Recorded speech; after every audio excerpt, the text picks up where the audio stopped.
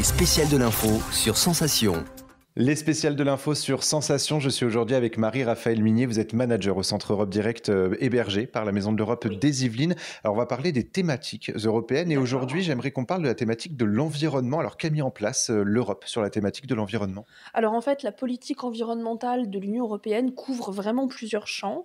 Ça va être la qualité de l'air, l'agriculture, le changement climatique et depuis 2019, toutes ces thématiques se déclinent dans une feuille de route qu'on appelle le pacte vert. Voilà, c'est devenu la référence.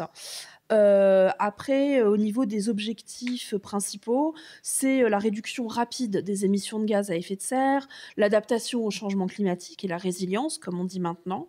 La réalisation de progrès vers une économie du bien-être, qui vise en fait à rendre à la planète plus qu'on ne le lui prend.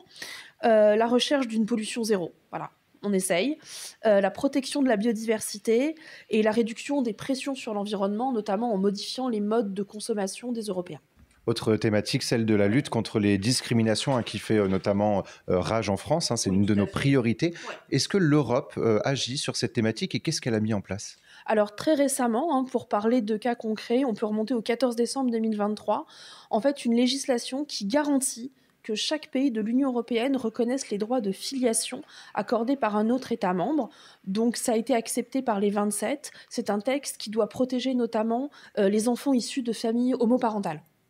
Et alors, on va parler aussi de l'intelligence artificielle qui prend une part de plus en plus grande dans la société. Là encore, l'Europe a agi. Qu'est-ce qu'elle a fait? Qu'est-ce qu'elle a mis en place? Alors dans un premier temps, elle a rattrapé son retard parce que, si on considère que la Chine et les États-Unis avaient un temps d'avance, dans le domaine de l'IA, de l'intelligence artificielle, l'Union européenne compte bien rattraper ce retard tout en protégeant ses citoyens et c'est pour ça que le 13 mars dernier, les députés européens ont adopté un règlement destiné à mieux réguler les pratiques les plus risquées, mais aussi à favoriser l'innovation en Europe.